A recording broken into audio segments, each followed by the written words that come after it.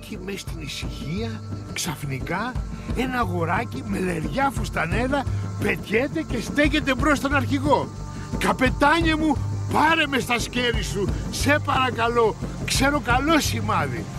Φοβούνται οι κλέφτες, μη θέλει τίποτε κακό, σηκώνουν τα όπλα, μα το αγοράκι ήταν άοπλο, μελαχρινό, με μαύρα λαύρα μάτια.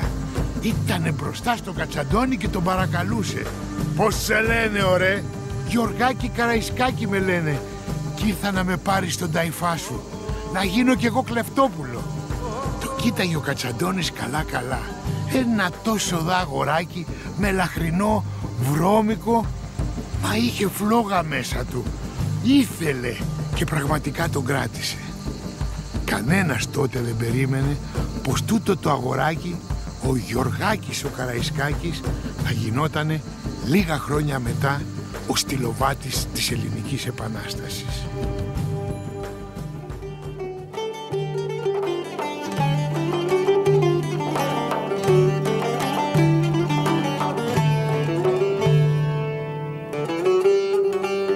Έμεινε μόνος του Καραϊσκάκης, αρχηγός του Νταϊφά του Κατσαντώνη, και ο Αλή Πασάς εδώ πάνω στο κάστρο στα Γιάννενα, ψωροϊπερήφανος και νικητής. Στα χέρια του είχε πεθάνει ο Κατσαντώνης. Ξεκίνησε ο Γιωργάκης να κάνει μερικές αψιμαχίες με μικρά τουρκικά αποσπάσματα. Άλλοτε τα κατάφερνε, άλλοτε υποχωρούσε. Μα ξαφνικά τους μπαίνει χειμώνας, βαρύς και ασήκωτος, χιόνια και κρύα. Πού να αντέξουν πάνω στα άγραφα. Αρχίσαν να κατεβαίνουν κάτω προς το βάλτο, να περάσουν απέναντι στα Επτάνησα.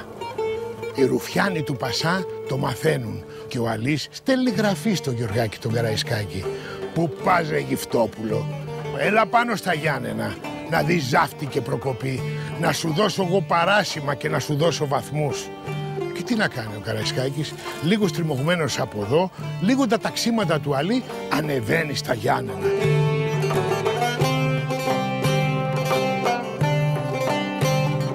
Μπήκε στο μεγαλόπρεπο φρούριο, το δέχτηκε ο Αλής και τον έβαλε στη στρατιωτική του σχολή.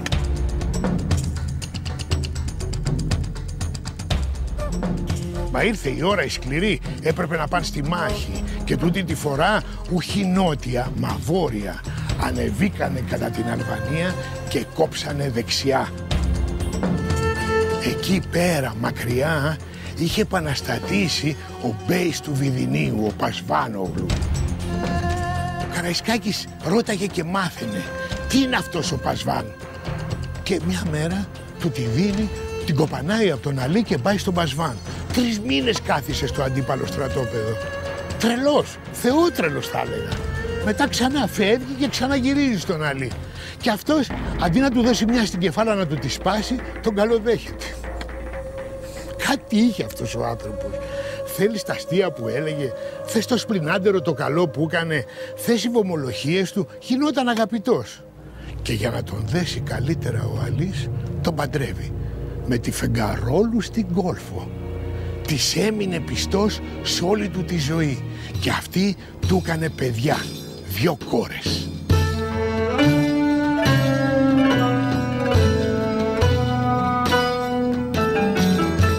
Εκείνη την εποχή ο Γεροπασάς σάπιζε στο σεράι του.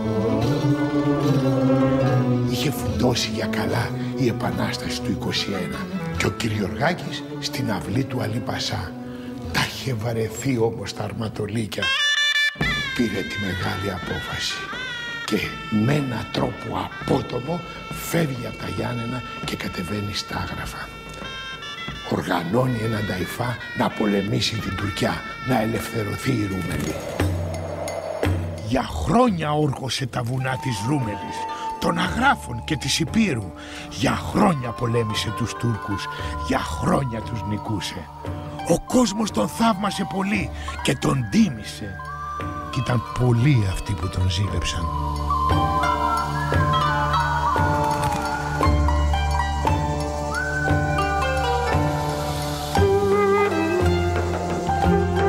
Ο Καραϊσκάκης ήταν πια αρχιστράτηγος όλης της Ρούμελης Και δεν ήταν οι κυβερνήσεις και οι εθνοσυνελεύσεις που του δίνανε τα οφίτσια και τα παράσημα, μα ο ίδιος ο λαός και η κλεφτουριά ολόκληρη. Και αυτός ο παράξενος άνθρωπος, ο μικροκαμωμένος ο μαυριδερός, που οι σύντροφοί του τον φωνάζανε γύφτο, κι όσο ομολόχος κι αν ήτανε, είχε ένα σεβασμό για μια βασίλισσα, για μια αρχηγίνα, την Παναγιά την Βρουσότισσα, που ήταν κρυμμένη εδώ πάνω στα βουνά της Ευρυτανίας, ανάμεσα από τα βράχια. Και την έκανε μάνα, σαν τη μάνα που δεν γνώρισε ποτέ. Και όταν το χτυκιό τον χτύπησε και οι πυρετοί και οι θέρμες ανεβαίνανε, τότε ερχόταν εδώ να ζητήσει παρηγοριά.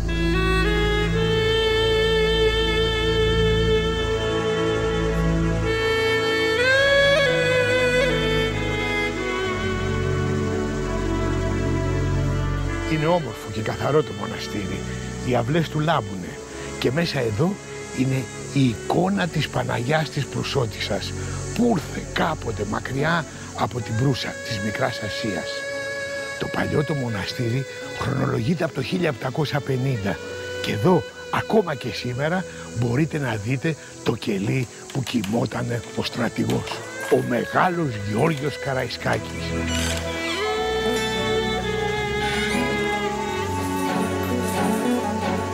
Κάποια στιγμή, όταν ο στρατηγός έφυγε από εδώ να κατέβει για τον νότο, άφησε πίσω του μια από τις αρματοσιές του, το σισανέ του, το καριοφύλι του και το κοντό για τα γάνη του.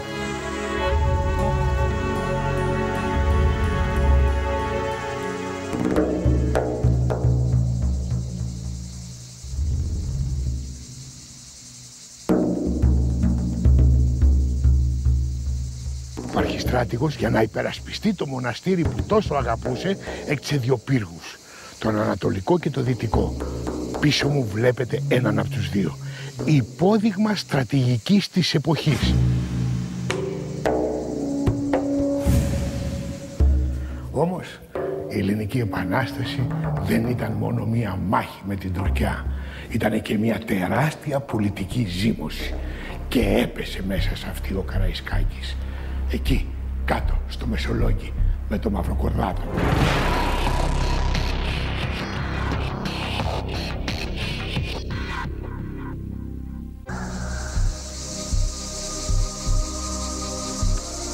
Η Ελληνική Επανάσταση δεν ήταν μόνο μία μάχη με την Τουρκιά, ήταν και μία τεράστια πολιτική ζήμωση και έπεσε μέσα σε αυτή ο Καραϊσκάκης, κάτω στο Μεσολόγγι με το Μαυροκορδάτο. Εδώ συναντηθήκαν οι μεγάλοι αντίπαλοι. Δεν ταιριάζανε πουθενά και σε τίποτα. Ο ένας γόνος αριστοκρατικής οικογένειας από το Φανάρι, Χορτάτος. Ο άλλος ο γιος της Καλόγριας, ο Μούλος, το παιδί που μεγάλωσε με μπομπότα και κλωτσές. Δεν ταιριάζανε σε τίποτα. Ο Μαυροκορδάτος είχε δει την Ελλάδα σαν ξερολούκουμο. Ο άλλος πάλι είδε την ελευθερία μιας χώρας και μιας εθνότητας, ενός γένους, των Ελλήνων, και πάλευε γι' αυτό. Και βέβαια ο Καραϊσκάκης έγινε εμπόδιο στα σχέδια του Μαυροκορδάτου και το έφερα από εδώ, το έφερα από εκεί στα διπλωματικά του, έταξε και στους καπεταναίους τσιφλίκια και αγαλίκια και τον επήγε σε δίκη. Τάχατες πως ήταν προδότης, πως είχε συνεννοηθεί με τον Αλή ενάντια στο Μεσολόγγι. Και την κάνανε τη δίκη. Μόνο που τούτη δίκη δεν έγινε στο Μεσολόγγι, έγινε στο Αιτωλικό, μέσα στην εκκλησία της Παναγιάς. Εκεί πήγαν να κρύψουν τις πομπές τους.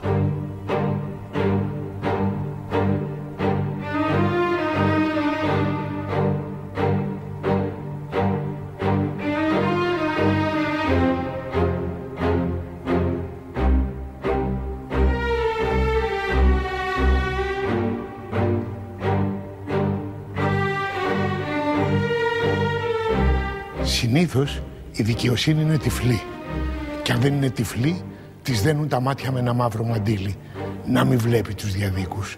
Μα σαν γυναίκα που είναι, που και που το τραβάει το μαντίλι για να δει τι γίνεται γύρω της.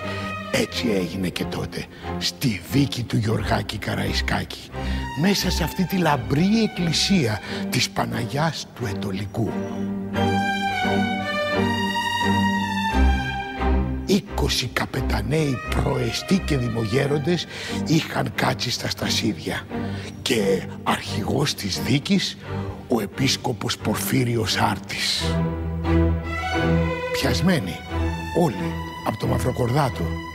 Σ' άλλον είχε τάξει οφίτσια, άλλον τον είχε κάνει σωματάρχη του στρατού, σ' άλλον είχε δώσει γρόσα και φλουριά χρυσά και τον περιμένανε το στρατηγό να μπει στην εκκλησία άρρωστος, με πυρετό, μα περήφανος.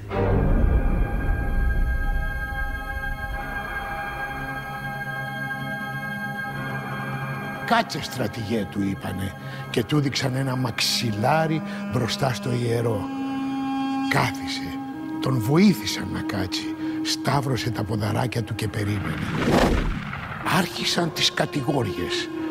Όλοι είχαν το πρόσωπο καταής και πιο πολύ από όλους ο Βουλπιώτης, ο μάρτυρας κατηγορίας. Άρχισαν την ανάκριση. Ό,τι και να του είπαν είχε να δώσει μια απάντηση λογική. Τους αποστόμωνε, δεν έμενε καμία εκκρεμότητα. Στο τέλος ένας παλιός δημογέροντας, ο Μεγαπάνος, του είπε «Ωραία Καραϊσκάκη, και γιατί βρίζεις όλη την ώρα? Άλλα λόγια να καπιόμαστε». Φιάσκο. Σταματήσανε τη δίκη για να τη συνεχίσουν την άλλη μέρα. Οι μισοί δικαστές δεν ξαναφάνηκαν. Ο Καραϊσκάκης δεν πάτησε. Μα βγήκε η απόφαση. Ό,τι βαθμό κι αν είχε μέχρι εκείνη τη στιγμή, του τον αφαιρέσανε. Κανέναν δεν άφησε να του πάρει τα παράσημα. Μόνος του τα έβγαλε. Μα δεν τα πέταξε καταής. Τα πήγε στον Μπρουσό στην Παναγιά και τα αφιέρωσε. «Δεν είμαι εγώ αρχιστράτηγος», της είπε, «μόνο εσύ είσαι».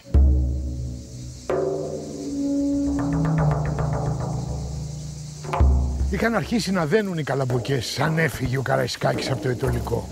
Ταπεινωμένος, ναι, μα με τους ώμους ψηλά. Θέλησε να ανεβεί πάνω στα άγραφα, να βρει τον παλιό του Νταϊφά και το καπετανάτο, μα το είχανε δοσμένο στο Ράγκο. Ο Ράγκος φώναξε τους Τούρκους και συμμάχησε μη του πάρουν το καπετανάτο των αγράφων. Τσαντίστηκε ο Καραϊσκάκης, του έφτισε κάτω και έφυγε. Κατεβαίνει στο Μοριά, πολεμάει υπάκουα όπου τον καλούν, σαν απλός στρατιώτης. Δεν αντέχει όμως. Το βλέμμα του και η ψυχή του κοιτάνε πέρα.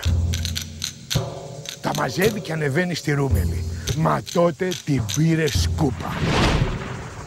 Ο μεγάλος του εχθρός όλη τούτη την εποχή στη Ρούμελη, μα και στο Μεσολόγγι, ήταν ένας και μοναδικός, ο Κιουταχής. Καλός στρατηγός και γενναίος, μα εχθρός. Ήρθε η ώρα κάποια στιγμή να χτυπηθούν οι δυο τους από κοντά, αλλά και να γνωριστούνε. Πού αλλού? Κάτω, στην Αττική, στην πολιορκία της Ακρόπολης.